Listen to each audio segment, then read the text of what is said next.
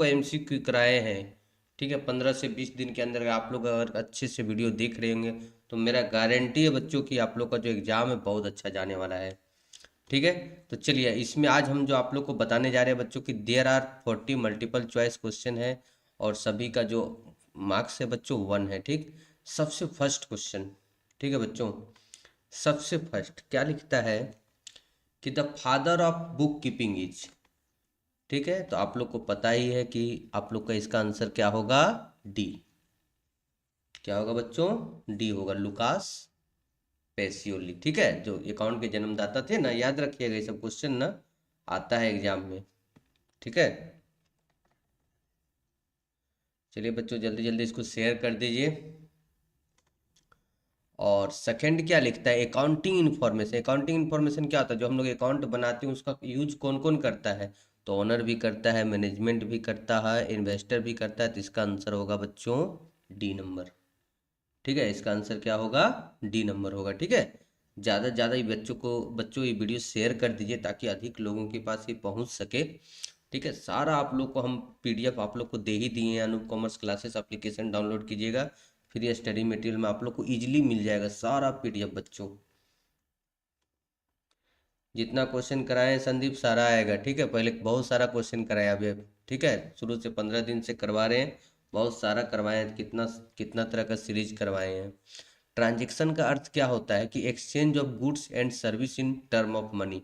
ठीक है, इसका आंसर क्या होगा, बी नंबर। ठीक, आप लोग वीडियो को जरूर लाइक कर दीजिएगा।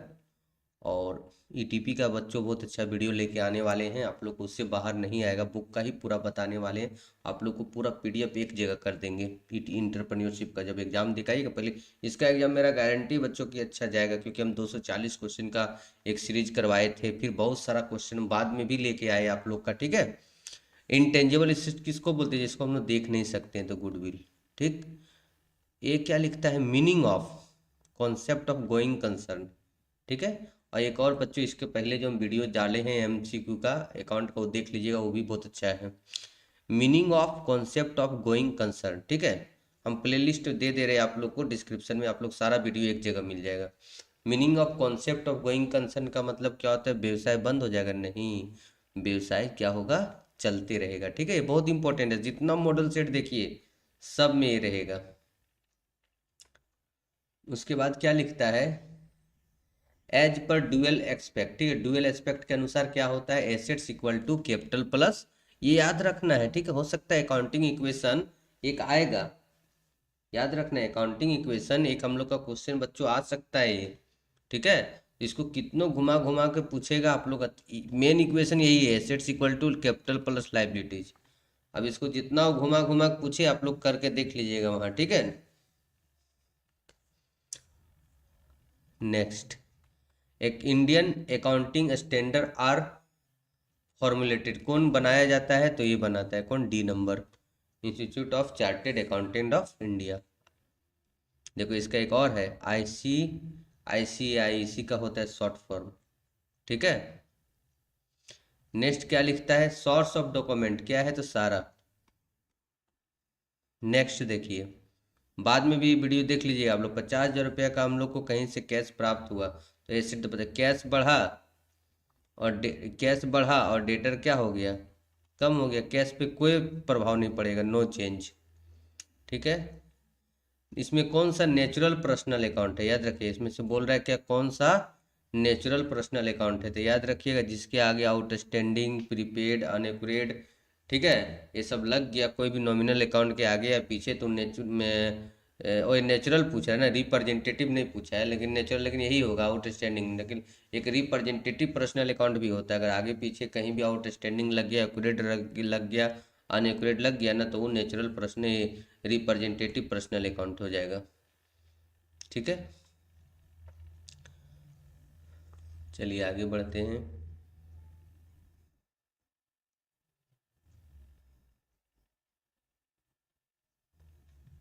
Journal entry is made for. ठीक है, जर्नल एंट्री इसमें किसके लिए जर्नल एंट्री किया जाता है, ठीक है, तो कैश डिस्काउंट के लिए, ट्रेड डिस्काउंट का तो एंट्री होता ही नहीं है। ठीक, 10,000 किसी किसी खाते में क्रेडिट, कर्मचारी के देय वेतन 10,000 रुपये किस खाते में क्रेडिट किया जाएगा? तो salary account debit to cash account. तो किस अकाउंट में क्रेडिट किया जाएगा? कैश अकाउंट में। ठीक है, 40 क्वेश्चन है बच्चों, वीडियो को जरूर लाइक कीजिएगा। कितना कॉलम होता है? 8 कॉलम। डेट पार्टिकुलर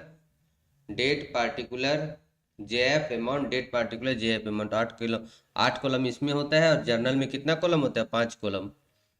ठीक है, जब एक लेन देन के दोनों पहलुओं को रोकड़ बही में ही लिखा जाता है तो उसको किस प्रकार का अकाउंटिंग बोला जाता है? सिंगल एंट्री सिस्टम में ऐसा होता है। हाँ, एटीपी का भी आएगा।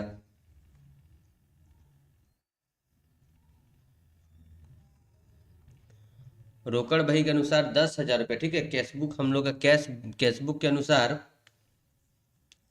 10। ठीक है, द बैलेंस ऑफ कैशबुक कितना है? 10,000 रुपया। और हम लोग चेक इशूड किए 2,000 रुपये, लेकिन अभी तक प्रजेंट नहीं हुआ है। ठीक है, मतलब प्रजेंट नहीं हुआ, बैंक में हम लोग का प्रजेंट नहीं हुआ, हम लोग अपना लम कम कर दिया तो 12,000 होगा इसका आंसर, जोड़ना पड़ेगा। ठीक है, क्योंकि कैशबुक हम लोग का बेस है ना। फिर क्या लिखता है? Statement to be reconcile the cashbook and passbook balance. तो उसको क्या बोला जाता है? BRS, याद रखना है। ये हम इसके पहले वाला जो वीडियो बनाए थे ना उसमें भी डाला हुआ है। ठीक है, उसको भी अच्छा से देख लेना। हम डिस्क्रिप्शन में अकाउंट का लिस्ट दे दे रहे, प्ले लिस्ट का, जाके देख लेना डिस्क्रिप्शन में, खोजना नहीं पड़ेगा वीडियो, उसमें सीरियल बाय सीरियल तुम लोग को मिल जाएगा पूरा। पहले आज का एग्जाम सब दे लो। ठीक है, एटीपी का गैप है ना, आराम से हो जाएगा। पहले से कुछ पढ़ाई पहले भी डाले ही थे वीडियो। ठीक है, लेकिन अब कल एग्जाम है तो आज हम लोग अभी सबसे पहले अकाउंट BS3 देखेंगे। ट्रायल बैलेंस क्या इंडिकेट करता है? तो अर्थमेटिकल एक्यूरेसी, गणितीय शुद्धता। तलपट की कौन सी अशुद्धियां प्रकट नहीं होती है? ठीक है, नहीं डिस्क्लोज नहीं कर पाता है ट्रायल बैलेंस। कौन सा ऐसा गलती? Which error are not disclosed by the, मतलब ट्रायल बैलेंस उसको खोज नहीं पाता है, ईरर ऑफ ओमिशन। ठीक है, कोई गलती छूट जाएगा तो उसको खोज नहीं पाएगा। फिर क्या लिखता है? Amortisation refer to return of. Amortisation याद रखना इंटेंजिबल एसेट्स में होता है, और डिप्लेशन हम लोग का होता है नेचुरल रिसोर्सेस में। एक मशीन का मूल्य 1,10,000 रुपये, यदि इसका स्क्रैप, तो देखो मशीन का अगर हम लोग का है तो cost of assets minus scrap value divided by estimated life, मतलब 10,000 रुपये प्रत्येक साल लगेगा। ठीक है, कितना लगेगा? 10,000 रुपया। डिप्रिसिएशन किसके अंतर्गत आता है? तो AS6 के अंतर्गत। ठीक है, नए आविष्कार के कारण पुराना मशीन क्या होता है? बेकार हो जाता है। इसको क्या बोलते हैं? ऑब्सोलेंस, प्रचलन हो जाना, हट जाना। ठीक है, ये वीडियो देख लेना अच्छा से। अब पिछला जितना भी हम प्लेलिस्ट का लिंक हम डिस्क्रिप्शन में दे दिए हैं। ठीक है, सारा वीडियो अगर देख लेगा नहीं, 240 क्वेश्चन का सीरीज भी चलाए थे, वो भी प्ले लिस्ट में। अच्छा मत आराम से देखो, आप पैनिक होने का जरूरत नहीं है, कल बहुत अच्छा एग्जाम जाने वाला है तुम लोग का। डिप्रिसिएशन, डिप्रिसिएशन क्या होता है? नॉमिनल अकाउंट, जितना तरह का एक्सपेंसेस है सारा नॉमिनल। 2-3 एकदम जो सीरीज उरीज सब चलाए थे उसको सब देख लो ना, मेरा गारंटी है कि एकदम अच्छा जाएगा exam. Which reserve is known as a free reserve. Free reserve किसको बोलते हैं? जनरल रिजर्व को। ठीक है, रिजर्व किससे बनाया जाता था? हमेशा याद रखना, प्रॉफिट से। 650 के सामान को उसके खाते में 500 रुपया लिख दिया गया, हम लोग कितना बेचे उसको? 600। Goods are sold Z 650, entered in his account 500, मतलब हम लोग को 150 रुपया और उसका लम लिखना पड़ेगा। ईरर्स आर क्या होता है? जानबूझकर न की गई गलती। ठीक है, न मिलने वाली अशुद्धियां, मतलब अन्य क्या लिखता है? अनडिटेक्टेड मिस्टेक ना, अनडिटेक्टेड मिस्टेक, मतलब तो यही अनडिटेक्टेड मिस्टेक है, जानबूझकर की गई गलतियां, जानबूझकर न की गई फ्रॉड। ठीक है, तो हम